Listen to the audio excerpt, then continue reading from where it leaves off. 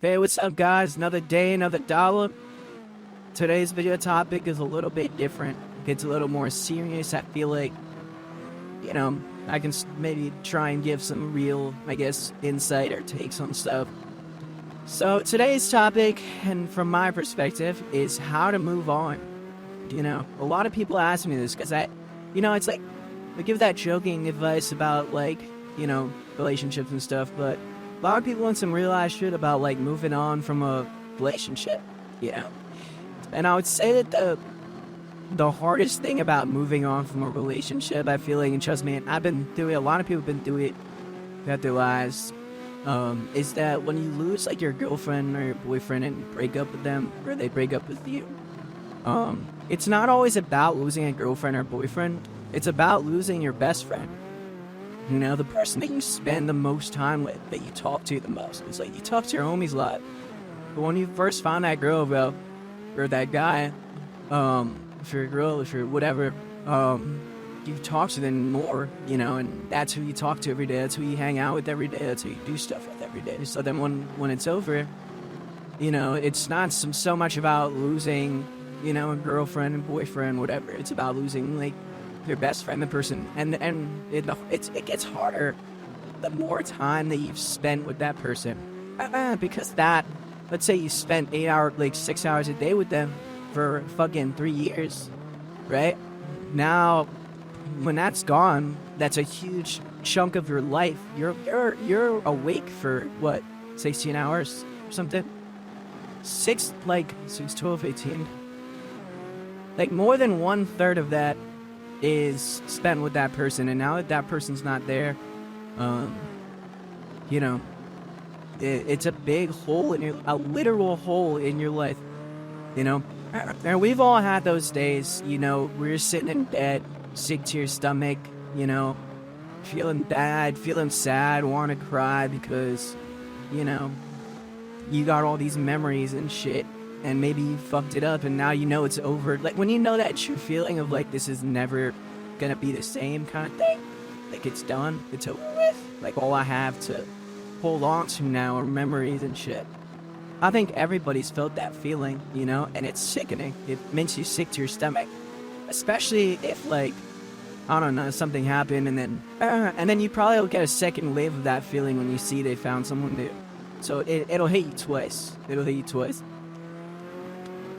But, that you sit there, and that pain is not unique.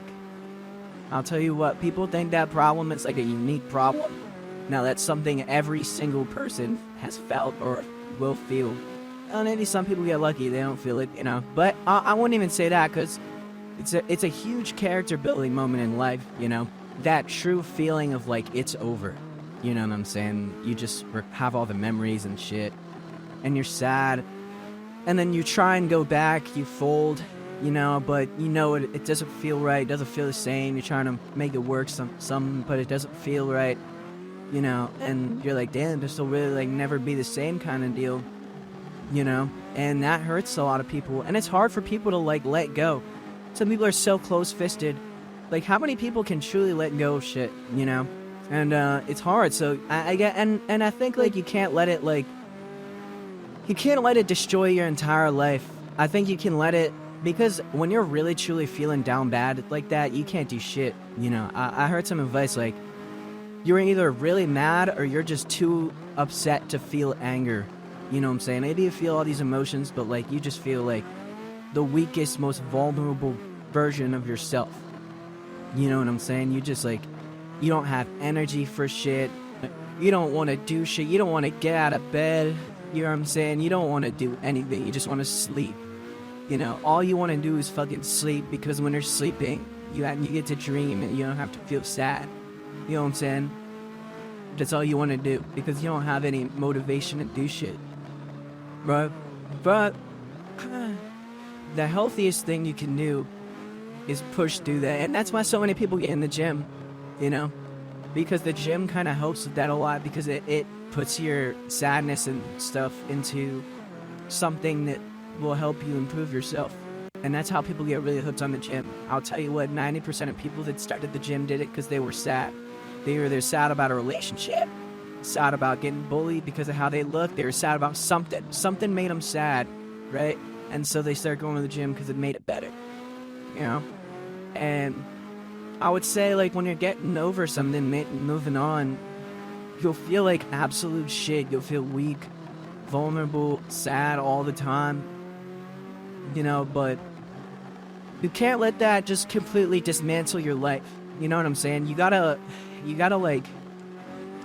get up, you know? You gotta just, no matter how much it sucks, how much you feel like just laying in bed and crying, you know, maybe you could cry a little bit, get your cry up, and then make some eggs, you know, make a healthy meal, you know, even if you don't want to, even as you're fucking, like, cracking the eggs, you're like, oh, fuck, man, I don't want to do this, god damn it, but you just do it anyway.